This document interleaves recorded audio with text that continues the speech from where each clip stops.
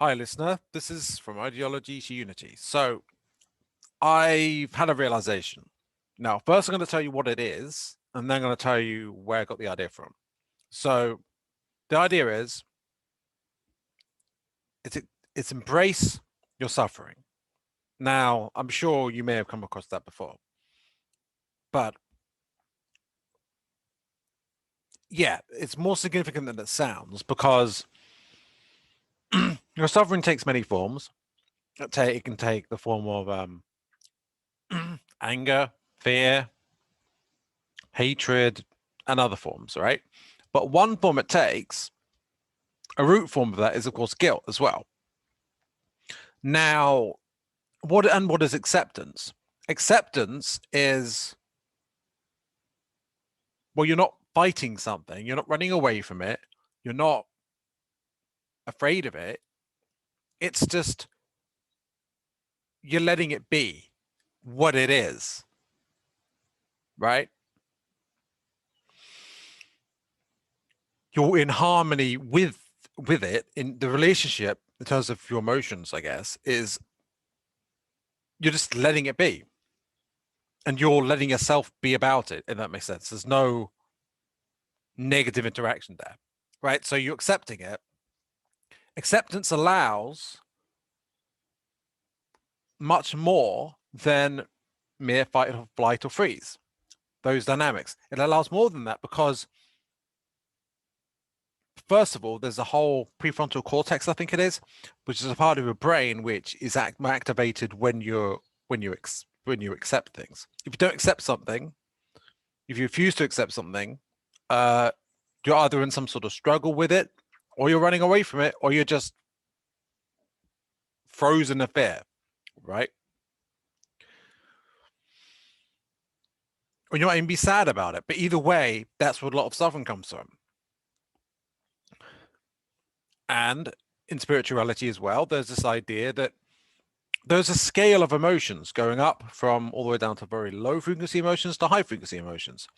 And in order, as you go up, before you get to love, you get to acceptance, right? If you don't accept things, you can't love things. Like if you try to skip that, you just can't. It doesn't work because you're not accepting things. So obviously, you need to know yourself in order to accept it.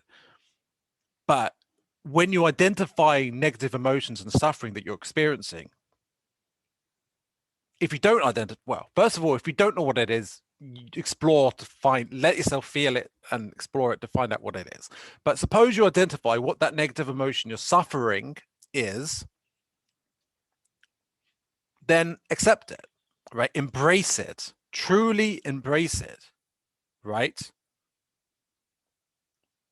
And then, in a sense, it might actually be able to empower you in a sense, or you'll be freed from it, but in some sense, that negative energy might become positive energy that you actually are better off for. It might actually heal you in some sense. Now, as for where I got this idea, well, first of all, it comes from Buddhism, but that's not where I got the idea. It's where I actually got it, funny enough, from One Piece, or an analysis by, was it Joy Boy Theories about One Piece. It's about the analysis of the character Zoro. It was really interesting, and about his quote God mode. But interestingly, he's actually kind of Buddhist, and these 6 paths of which go from like the 3 ones of suffering and 3 of enlightenment. It's sort of it's like they're linked to almost. They almost remind me of densities, almost in a sense, in a loose sense. Different levels of enlightenment, anyway. So the point is that this character is by embracing his suffering, he empowers himself. And that's something a lot of people miss when it comes to the anime. And that's really interesting. So the character is really spiritual, actually. So,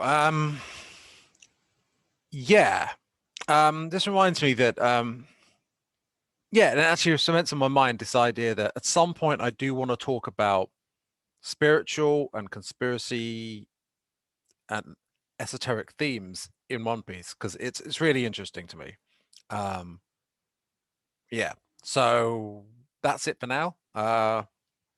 Enjoy your day.